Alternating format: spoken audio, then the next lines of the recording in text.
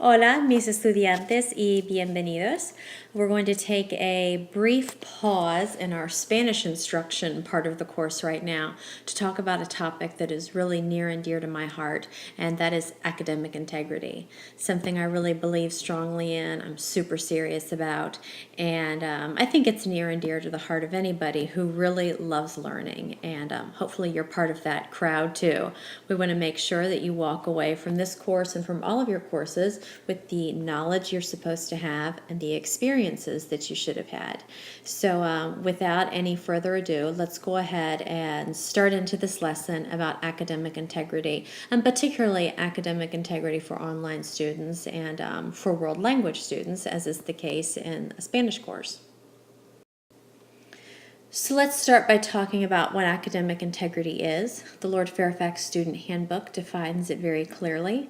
The collegiate experience depends on the absolute integrity of the work completed by each student, and it is imperative that students maintain a high standard of honor in their coursework. Academic honesty is essential to develop students' full intellectual potential and self-esteem. Academic dishonesty, which to me is the opposite of academic integrity. The dishonesty part involves, but is not limited to, one of the following: giving or receiving, offering or soliciting unauthorized assistance on any exam or assignment, plagiarism, or collusion.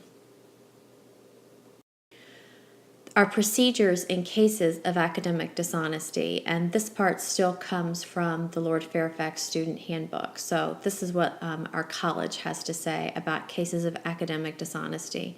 If a faculty member suspects a student of academic dishonesty, he or she will discuss the suspicion and the reasons privately with the student involved. Then, if the instructor is convinced that the student is guilty of academic dishonesty, one or more of the following penalties may be imposed by the instructor, depending on his or her judgment as to the seriousness of the offense. And the options are to reprimand the student, require that the work in question be done over, assign a grade of 0 on the work involved, or assign a grade of F for the course.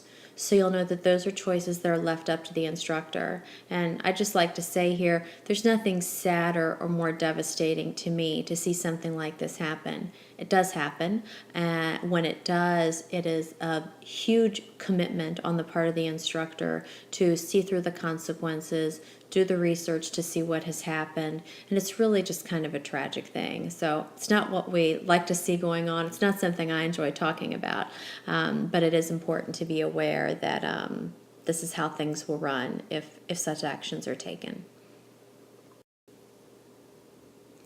In my syllabus specifically, Profe Nelson's syllabus, these are the things that I have told you about academic honesty, and specifically about cheating.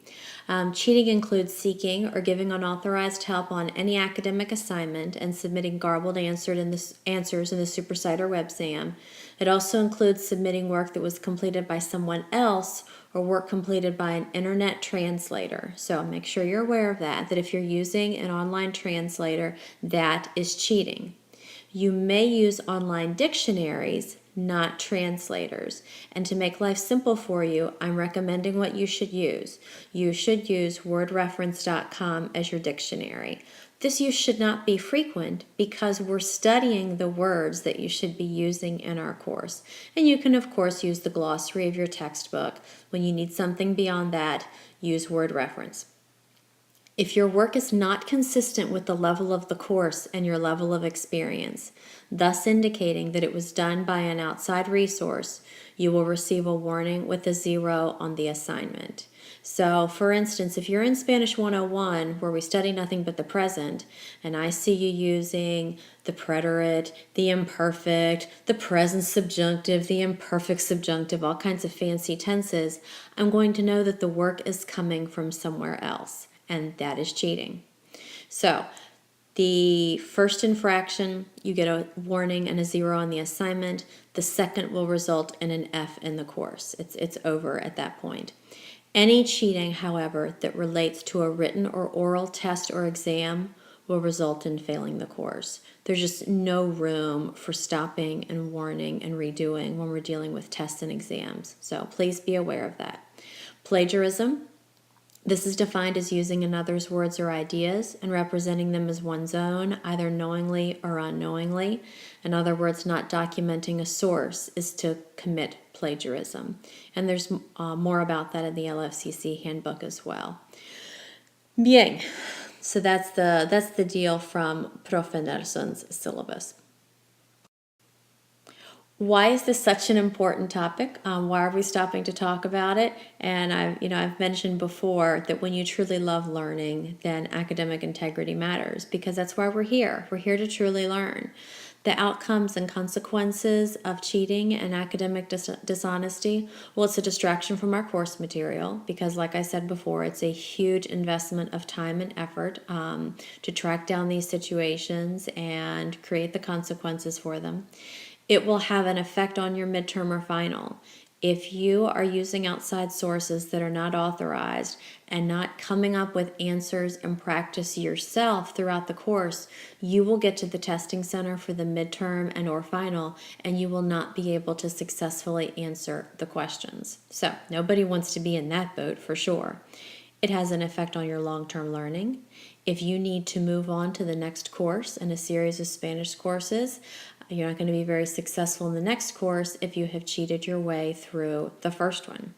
And finally, vigorous enforcement of the course policy. This is something I am just absolutely adamant about. I am a bulldog about.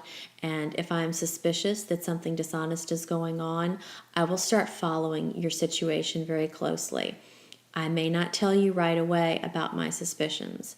I tend to make it my policy to quietly watch for a while, document, see what is going on, and then put everything I have out there. So please keep those things in mind as you make your choices and how you work. Furthermore, looking at some examples in practice, let's talk about this modern issue of online translators. Here's what's wrong with an online translator. It doesn't know what we're doing in class, and I created your assignments. I created them so you can highlight what we're learning, and an online translator doesn't know that. It also doesn't have critical thinking. It doesn't have the ability to control and simplify ideas and structures. A lot of times what I am looking for you in class is something very simple. It's very controlled, simply reflecting the things that we're learning. Translators tend to make things complicated and much more advanced and nuanced than they need to be. Here's what you have that's better than an online translator. You know what we're doing in class because you're a member of it. You have all the inside scoop from me about what I want to see and what the expectations are. You have critical thinking, including the ability to control and simplify ideas and structures. So please always keep in mind that I'm never going to give you assignments and ask you to do things that I haven't taught. So if you find yourself thinking, I have no idea how to do this, then back up and try to figure out what you've missed. Go back to your learning modules, or just shoot me an email and say, I'm feeling kind of out of it. I don't feel like I know what I'm supposed to know. Have I missed something along the way? And I am always happy to communicate with you and have that conversation and help you get back on track so you can be successful. Other common problems with online translations, tenses and moods that we have not studied. If you have knowledge of tenses beyond the scope of our course, you should be in an appropriate class. Otherwise, I'll expect to see you using what we have learned, and that's a major expectation of the course. Literal translations from English that do not make sense to a sympathetic listener. I tell you, Klasse, I have seen some crazy translations come from these online translators, and often they are laughable. I can sit back and have some free entertainment from them sometimes. But you want to be creating your communication from the things that I've taught you. And honestly, to me, that's far more comprehensible and understandable than anything you come up with from an outside source. The good news is that I'm a sympathetic listener and reader. I'm a communicator who wants to understand and be able to exchange information with you. So because of that, when you create language from what we are studying, I'm usually able to figure out what you're talking about and then guide you along to maybe polish things up a little bit. So those are some of the basics about academic integrity and how things will work in our course. I'm never a person who likes to sit around and talk about negative things. I like to focus on the positive. So, in thinking about these issues, I like to think about how important it is to make sure everybody is on board ahead of time. That's why we're talking about these issues early in the semester, a little bit in here at the end of our first chapter, so that you have a sense of what's going on. So you're rooted in the course. And then there's plenty of time to make good decisions and proceed on successfully. Your next step will be to take the Blackboard quiz on academic integrity. Keep taking it until you earn 100%. You've got to get that 100 in order to earn credit. I feel really strongly about these topics I've discussed with you in the presentation because I love Spanish and I love sharing it with others and I love learning. If you're ever in doubt about something, just ask. I'm always happy to answer your questions. I really believe that with these ideas in mind, you can experience authentic success this semester and take knowledge away from the course that will benefit you greatly in your future. So I appreciate your time and your commitment to doing things the right way and for the sake of true learning. Muchas gracias a todos. Nos vemos.